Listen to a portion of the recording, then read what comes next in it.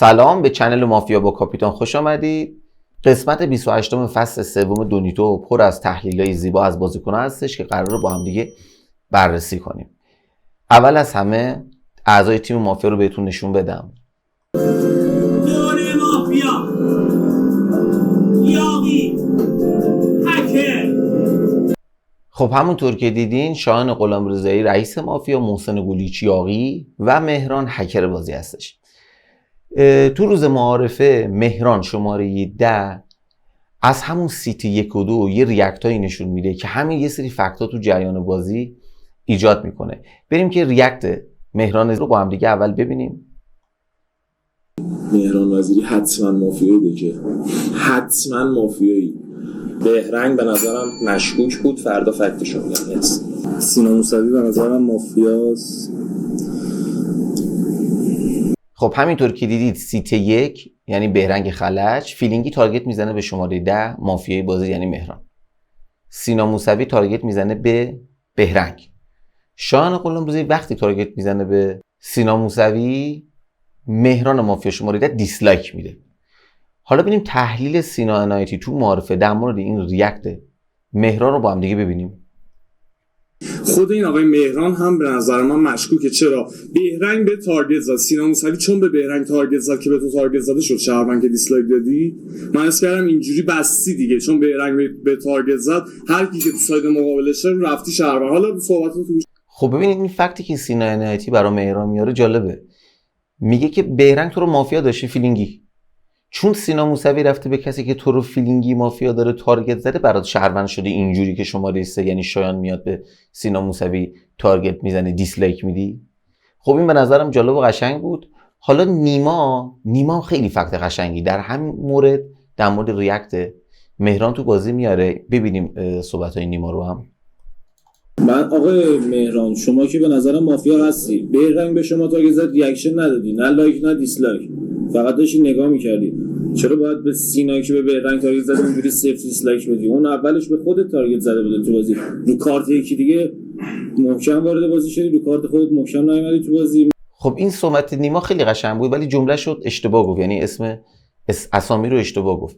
حالا منظورش من دقیق‌تر بهتون میگم. نیما میگه که یعنی اینقدر کارت خودت بی اهمیت تر بوده نسبت به کارت سینا موسوی که بهرنگ میاد خودت تارگت میزنه ریاکشن نشون نمیدی، نه لایک نه دیسلایک هیچی. ولی جایی که شایان غلامرضایی میره به سینا موسوی تارگت میزنه رو کارت کسی که هویتش مجهوله میری دیسلایک میدی. تو که خودت میتونی شهروندی رو کارت خودت بیا دیسلایک بده، چرا میری رو کارت کسی که تو معارفه برات هویتش مجهوله شایان میاد سینا موسوی رو تارگت میکنه میری دیسلایک میدی؟ حالا اینجا این اسامی رو اشتباهی گفت سینا به بهرنگ، ولی این تحلیلش به نظرم خیلی قشنگ بود و به نظرم یه تحلیل خیلی زیبا تو معارفه بود و این تحلیل روانشناسیه و به نظر خودم از اون تحلیلایی که به شخص خودم خیلی دوست دارم و معمولا هم اکثرا این فکت درسته و جواب میده. حالا بریم روز 1. این معارفه بود. روز 1 علی جوادی هم یه فکت دیگه برای مهران میاره، بریم با هم دیگه ببینیم. ببین مهران وحشتناک استرس داری، نمیدونم بهت بگم شهروند یا مافیا. تک نقطه تحلیلت بین نیما واصفی و محسن گلیچ بود. اینجا رو باید حتما تحلیل میکردی، جا گذاشتی، اصلا 8 و 9 رسما جا گذاشتی. خب ببینیم این فکت علی جوادی هم به نظرم خیلی جالب بود، چون معارفه اینطوری گذشت که بهرنگ فیلینگی به مهران تارگت زد، سینا عنایتی هم اون ریاکت رو دید بهش تارگت زد. مهران تو سیت خودش تو معارفه که انتهای صحبت رفت همون بهرنگ رو تارگت زد و سینا عنایتی. علی جوادی میگه بابا نیما هم در مورد تو اظهار نظر کرده، محسن گلیچ هم اومده در مورد تو اظهار نظر کرده. حالا شما اینو ندیدین که محسن گلیچ هم میاد اتفاقا میگه فکتی که نیما برای مهران میاره درسته. این شماره 8 و 9 رو میاد ایگنور میکنه، دقیقاً کارهای مشابه بهرنگ و سینا عنایتی رو انجام داده بودن، با این تفاوت که اصلا بهرنگ تو فیلینگی زده بودش، اینا ریاکتی اومدن بهش تارگت زدن. تو اون 3 نفری که ریاکتی اومدن به مهران تارگت زدن فقط یه دونه سینا عنایتی دید، دیگه اومد 8 و 9 رو ایگنور کرد. ولی جوادی اینو به خوبی گوشزد میکنه و با چالش سر صحبت این فکت صحیح رو وارد بازی میکنه که به نظرم یه جریان سازی خیلی خوب بود. حالا تو همون روز 1 مهران یه سری صحبت میکنه که بعد سینا عنایتی در مورد صحبتش دوباره میاد یه فکت جدید میاره. بریم با هم دیگه ببینیم اینو. من حتما بین بهرنگ خلج و سینا عنایتی مافیا دارم تو ذهنم. آقای بهرنگ خلج و آقای سینا عنایتی جفتشون سر کارت من داشتن بهونه میساختن که برن خرج رفت سر کارت من بهونه ساخت به سینا موسوی تارگت زد، سینا عنایتی بهونه ساخت به پدرام صادقی تارگت زد. چرا خب خودم تارگت کنم؟ اگه به نظرت خیلی مافیا خودم تارگت کنم. خیلی عجیبه، کاش پدرام کاورت نمیکرد محکم به تارگت میزدم، چون نمیشه عزیزم. شما خودت کارت شهروندی دیدی، من و بهرنگ مافیاییم، کارت شهروندی شما با موضع پایین رو بخشیدیم رفتیم با موضع های بالاتر درگیر شدیم. این منطقش نمیشه. شایان غلامرضایی مافیاست. چرا؟ خب ببینید این فکت سینا عنایتی خیلی قشنگ بود. دیدید که معارف سینا عنایتی و بهرنگ به مهران تارگت زدن. روز که میشه در جریان بازی پدرام صادقی یه جورایی میره کاور میکنه مهرانو. سینا عنایتی سر همین قضیه میگه که پدرام تو که داری کاورش میکنی و خودت مافیایی و دیگه فشار رو مهران نمیذاره. بهرنگ خلجم روز یک که میشه جریان بازی رو میبره سمت سینا موسوی و یه سری تحلیلای دیگه. حالا مهران میگه که آقا چرا میرین اون طرفا تارگت میزنی؟ سینا عنایتی چرا میری پدرامو تارگت میزنی؟ بهرنگ چرا میری سینا موسوی رو تارگت میزنی؟ به خودم رو تارگت میزنیم. پس شما دو تا مافیایی. ضد فکتی که سینا عنایتی براش میاره خیلی قشنگه. میگه یعنی ماها با کارت مافیایی، من و بهرنگ با کارت مافیایی، تویی که دیدیم موزت ضعیف بوده تو معارفه، اتفاقا 8 تا 9 هم بهش تارگت زده بودن، موزش اومد رو پایینتر، منظورش این بود. علی جوادی هم که سر صحبت رفت بهش تارگت زد. ما که دیدیم که تو الان موزت پایینه، چرا با تغییر جهت بریم درگیریمون رو با کسای دیگه ایجاد کنیم که موزشون بالاتره؟ یعنی عملا یه جوری اگه میشه گفت من خودم بهش اضافه کنم اینجوری که اگه مافیا باشه خود مهران باید تو سینا تو بهرنگ یار داشته باشه که میاد اینجا این دوتا رو میاد تارگت میزنه. یعنی اصلا داره رو کارت خودش یار برای خودش اونجا قائل میشه. به خاطر همین به نظر این تحلیل سینا عنایتی هم خیلی قشنگ بود، ضد فکت فوق العاده ای بود. حالا بریم صحبت‌های شایان غلامرضایی رئیس مافیا رو در روز یک در جریان بازی ببینیم.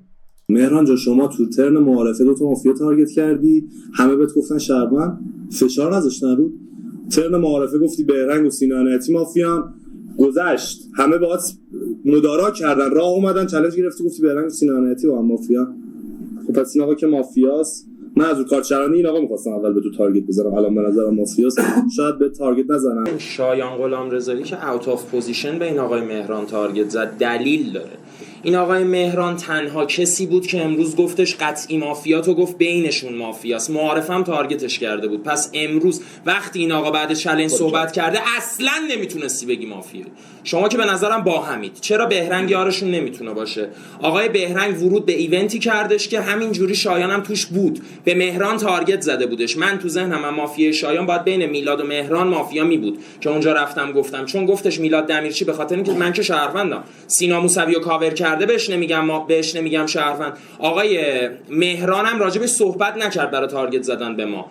این ریاکت های سینا موسوی تو صحبت های شایان غلامرضایی رو که دیدید داره نشون میده اوه خیلی داری باگ میدی. قطعی مافیایی تو ترنش هم میگه سینا موسوی، یارت هم مهرانه. حالا این باگ چیه؟ ببینید روز یک این مدلی میشه که خود سینا عنایتی دوباره چالش میگیره، یه فکت دوباره برای مهران میاره، ولی میگه که آقا چون پدرام داره کاورت میکنه دیگه کاری ندارم، هر چی تو باگ بدی من دیگه رای میدم پدرام، چون پدرام داره تو رو کاورت میکنه. شایان غلامرضایی خودش میره با سینا عنایتی درگیر میشه و میگه سینا عنایتی قطعی مافیاست. یعنی چالش سینا عنایتی رو میبینه که رفته به مهران تارگت زده، پس تو ذهنش مهران آد شهروندی داره که خودش هم یه فکت اضافه میکنه، میره به سینا عنایتی تارگت میزنه و میگه قطعی مافیایی. یه جای اون شایان غلامرضایی وسط داره تارگت میخوره، مهران تو چالشی که میگیره دوباره میره به جنگ سینا عنایتی و بهرنگ و اتفاقا میگه شایان شهرونده و ذهنش با شایان همسو بوده و شایان بعد از چالنجی سینا عنایتی که فشار رو گذاشت رو مهران، حالا ورش داشت گذاشتش رو پدرام، میره به سینا عنایتی تارگت میزنه. حالا تو ترن سینا عنایتی علاوه بر اینکه دوباره به مهران مشکوک میره به خود شایان غلامرضایی دوباره تارگت میزنه، یه فک برای شایان غلامرضایی میاره. حالا تو چالشی که شایان غلامرضایی میگیره یعنی مسیر اینجوری شده دیگه نباید میرفت به مهران تارگت میزد، سینا عنایتی رو ول میکرد، چون این دیتایی که وارد بازی شده دیتایی بوده که تو معارفه اومده و همون اول روز یک با چالشی که سینا عنایتی گرفته. یعنی این فکتی که الان شایان غلامرضایی داره برای مهران یارو خودش میاره اینجا سوخته است، چون این دیتای جدیدی نیست. باید تو ترنش شایان غلامرضایی اینو میگفت، نه تو ترنش بیاد به سینا عنایتی تارگت بزنه تو چالشی که بعدن میگیره بگه نه مهران مافیاست، چون هیچ اتفاق جدیدی نیافتاده، مسیر همونه، همون مسیریه که تو معارفه شکل گرفت و اول روز یک با چالشی که سینا عنایتی گرفت و سینا موسوی به خوبی اینو تزریقش میکنه تو بازی و میگه همون مهران هم یارته. و به نظرم خیلی درخشان و قشنگ بود، یه جریان سازی فوق العاده بود. حالا بریم یه فکت دیگه از سینا عنایتی بشنویم که به نظرم خیلی جذابه. جان گردنش بگیرم، شما گردنش بگیر. مهران محسن گلج حالا بریم فکت سینا عنایتی رو ببینیم.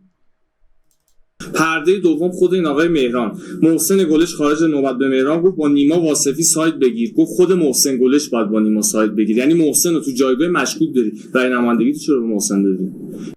خب این فکتی که سینا عنایتی میاره یه نگاهی خیلی تیزبین میخواد و دقت خیلی بالا، یعنی حتی ریاکت بازیکن‌ها رو تو بازی دقت کنی و همونا رو فکت کنی و متوجه تناقض پلیر تو بازی بشی.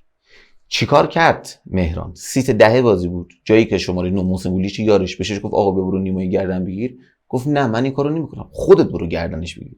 سینا عنایتی میگه پس با این ریاکت یعنی محسن گلیچ رو شهروند نداری، تو جایگاه مشکوک داری که این ریاکت رو نسبت به محسن گلیچ انجام میدی. پس چرا تو نمایندگی وقتی رای گیری میکنیم برای انتخاب نماینده چرا رای نمایندگی رو داری به محسن گلیچ؟ تو که مشکوکش داشتی. و اینو به خوبی اشاره کردم، به نظرم یکی از تحلیل خیلی زیبا تو بازی بود. من خودم که خیلی لذت بردم، این قسمت رو خیلی دوست داشتم و امیدوارم که از این بازی زیبا بیشتر ببینم. برای حمایت از من اگه لایک و سابسکرایب و کامنت هم بذاریم که دمتون گرمه. بدرود.